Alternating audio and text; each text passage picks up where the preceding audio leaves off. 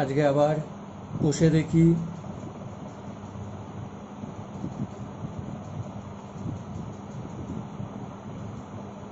ছয় দশমিক এক, তার বাকি কিছু অঙ্ক আমি করছি।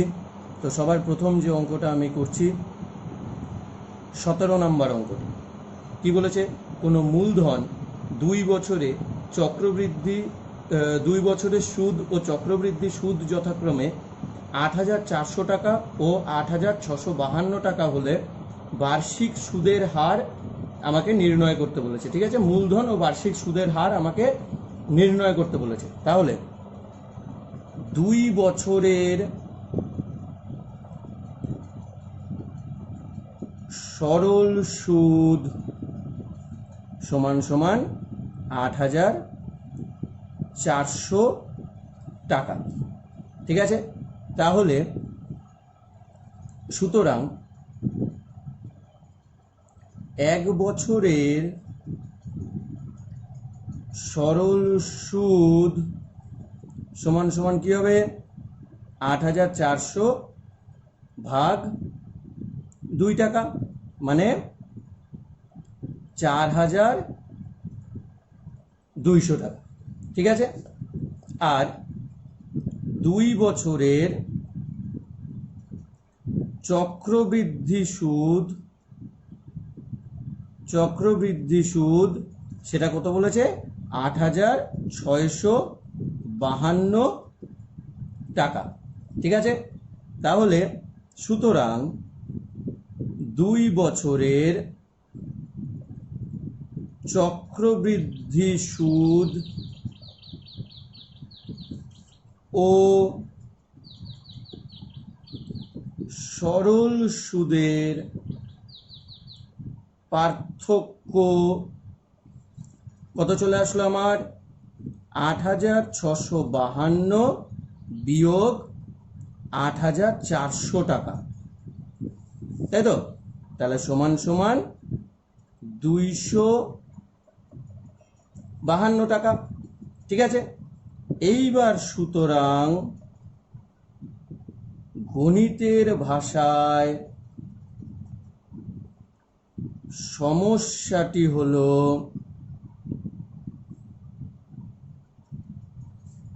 একদিকে আসল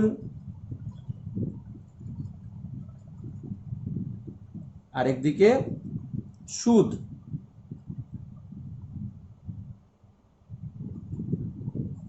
ঠিক আছে, তাহলে আসল কত, 4,200 টাকা, সুদ কত, 252 টাকা। তাহলে 100 টাকায়, যেহেতু সুদের হার করতে হবে তাহলে 100তে হিসাব করতে হবে, তাহলে 100 টাকায় সুদ কত। তাহলে টাকা যদি কমে, আসল যদি কমে, সুদও কমবে, তাহলে দুটোই একসাথে কমছে, মানে এদের মধ্যে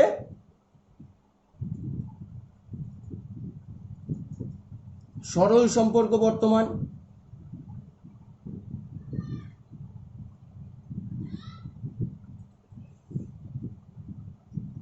তাহলে সুদ কত চলে আসবে,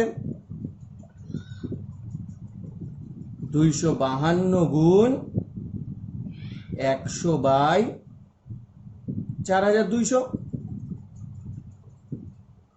এত টাকা। 0 0 0 0 কাটলো, আর 42 দিয়ে 252 কাটলে 6, তাহলে সমান সমান 6 টাকা। তাহলে সুতরাং বার্ষিক সুদের হার কত চলে আসলো, 6%। ঠিক আছে, সুদ যেটাকে আমরা আয় দিয়ে বলি কত, 4,200 টাকা, সময় যেটাকে আমরা টি দিয়ে বলি 1 বছর, আর বার্ষিক সুদের হার যেটাকে আমরা আর দিয়ে বলি সমান সমান 6%, তাই তো? তাহলে সুতরাং মূলধন যেটাকে আমরা পি দিয়ে বলি, তার সূত্রটা কি, 100i/RT এত টাকা।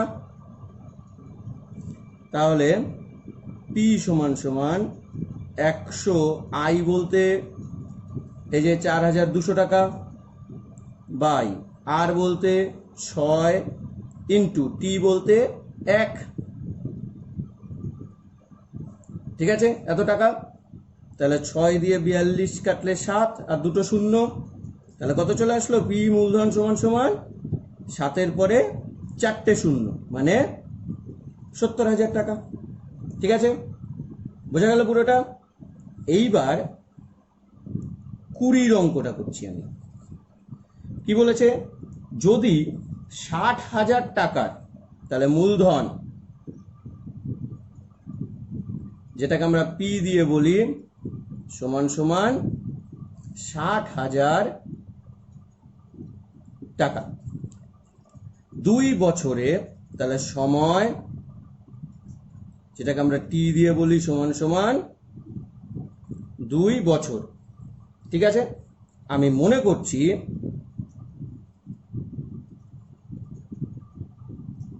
বার্ষিক সুদের হার R%, ঠিক আছে। তাহলে সুতরাং সবৃদ্ধি মূল, তার সূত্রটা কি? P into 1 plus R/100 two the power T এত টাকা। তাহলে P বলতে 60,000, 1 plus R/100 two the power T বলতে 2, ঠিক আছে। তাহলে এবার সুতরাং প্রশ্নানুসারে আমি সবৃদ্ধি মূলটা কত পেয়েছি? 60,000 ইন্টু 1 প্লাস R/100 তার স্কোয়ার সমান সমান, বইতে বলেছে কত? সমূল চক্রবৃদ্ধি 69984, ঠিক আছে। তাহলে 1 প্লাস R/100 এর স্কোয়ার সমান সমান 69984 ডিভাইডেড বাই 60,000 কে এই পাশে আনবো, ঠিক আছে। এইবার কাটাকাটি করব।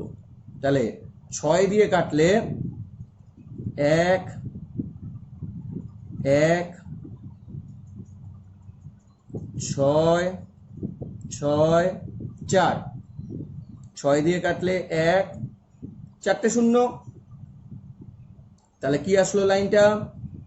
1 প্লাস R/100 এর স্কোয়ার সমান সমান 1 1 6 6 4 ডিভাইডেড বাই 1-এর পরে 4টে শূন্য,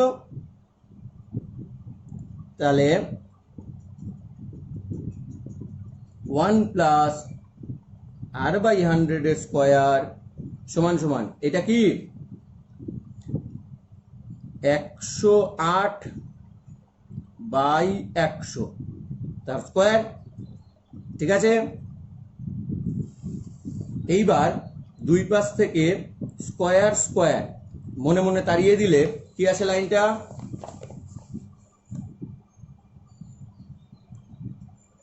1 প্লাস R/100 সমান সমান 108/100।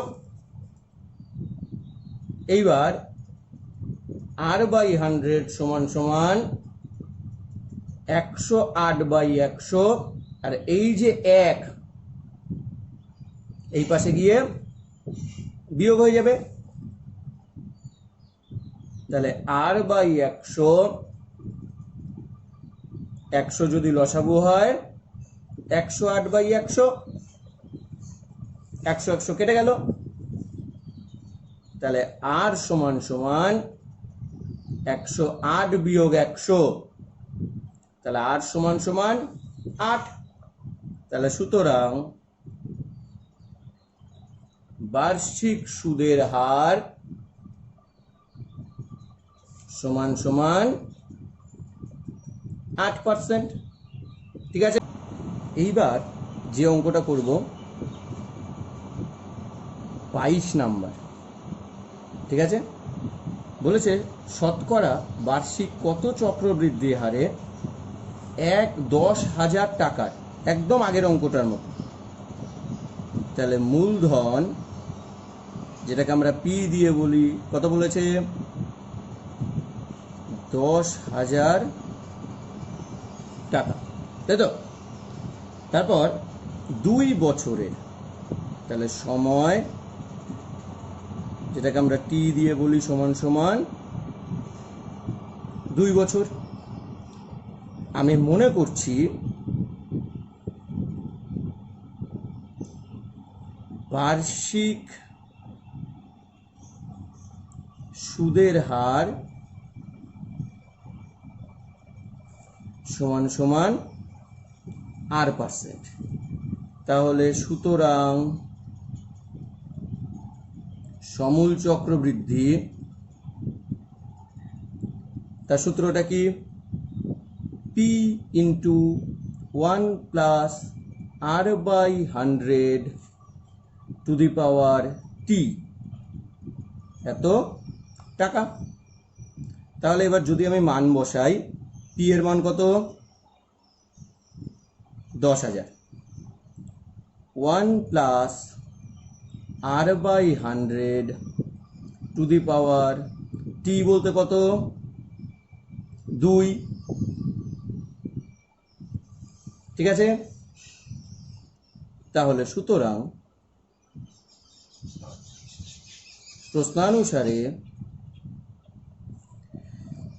প্রশ্নানুসারে আমি সমূল চক্রবৃদ্ধি কত পেয়েছি?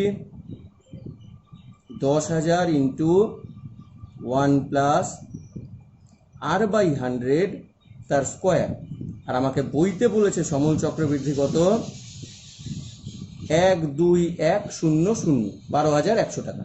ঠিক আছে, তাহলে এইবার 1 প্লাস R/100 এর স্কোয়ার সমান সমান এই যে 10,000, এটাকে যদি আমি এই পাশে পাঠাই তাহলে কি হবে? লাইনটা 12100 বাই 10,000, 0000 কেটে গেল। তাহলে কি আসলো? লাইনটা 1 প্লাস R/100 এর স্কোয়ার সমান সমান 121 বাই 100। তাহলে 1 প্লাস R/100 এর স্কোয়ার সমান সমান 121 বাই 100 মানে 11/10 তার স্কোয়ার। দুই পাশ থেকে মনে মনে স্কোয়ার স্কোয়ার বাদ দিয়ে দিচ্ছি। তাহলে 1 প্লাস R/100 সমান সমান 11/10। ঠিক আছে, তাহলে এই যে 1কে যদি আমি এ পাশে পাঠিয়ে দিই তাহলে কি আসবে? R/100 সমান সমান 11/10 বিয়োগ 1। ঠিক আছে, তাহলে এইবার যদি আমি লসাগু করি, R/100 সমান সমান 10 যদি লসাগু হয় 11 বিয়োগ 10, তাহলে R/100 সমান সমান 1/10, 00 কেটে গেল। তাহলে R সমান সমান কত আসছে? 10। তাহলে সুতরাং বার্ষিক সুদের হার সমান সমান 10%। ঠিক আছে, এইবার 23-এর অঙ্কটা দেখা যাক। কি বলেছে? বার্ষিক 10% চক্রবৃদ্ধি হারে, তাহলে বার্ষিক সুদের হার সমান সমান 10%। ঠিক আছে, কত বছরে 50,000 টাকার, তাহলে মূলধন কত, যেটাকে আমরা পি দিয়ে বলি, 50,000 টাকা। সুদের হারকে আমরা আর দিয়ে বলি। ঠিক আছে, আমি মনে করছি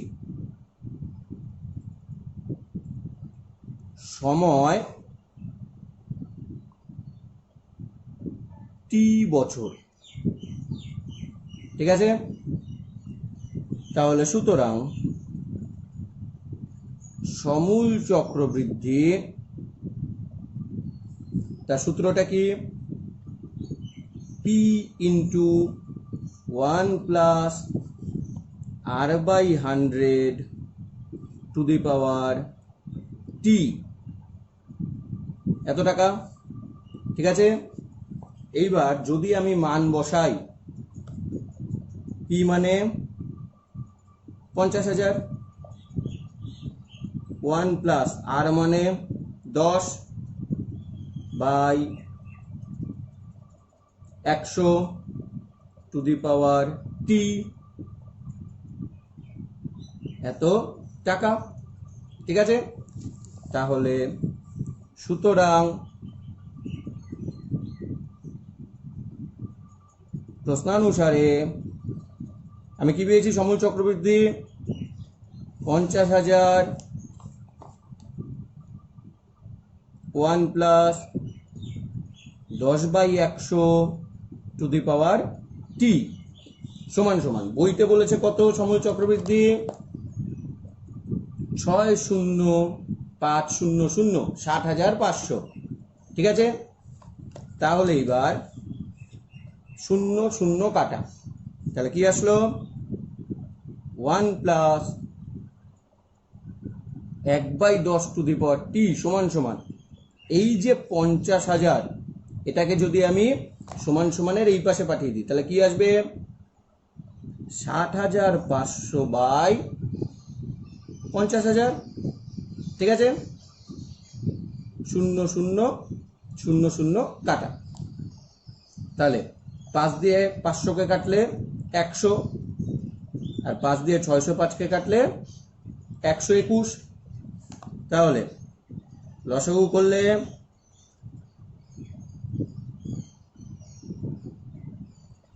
এবারে কি থাকছে, 121 বাই 100, তাহলে 11/10 হোল টু দি পাওয়ার টি সমান সমান 121 বাই 100 মানে কি 11/10 স্কোয়ার। ঠিক আছে, তাহলে এইবার 11/10 টু দি পাওয়ার টি 11/10 তার স্কোয়ার, তাহলে টি সমান সমান কত, 2। তাহলে সুতরাং সময় সমান সমান 2 বছর। বোঝা গেল পুরোটা। এইবার তাহলে 24-এর অঙ্কটা দেখা যাক। বলেছে বার্ষিক 10% চক্রবৃদ্ধি হার সুদে, তাহলে বার্ষিক সুদের হার, বার্ষিক সুদের হার যেটাকে আমরা আর দিয়ে বলি সমান সমান 10%। ঠিক আছে, কত বছরে 3 লক্ষ টাকার, তাহলে মূলধন যেটাকে আমরা পি দিয়ে বলি কত, 3 লক্ষ টাকা, তাই তো, তাহলে 3 লক্ষ টাকা। বলেছে সমূল চক্রবৃদ্ধি 3,99,300 টাকা হবে, তাহলে আমি মনে করি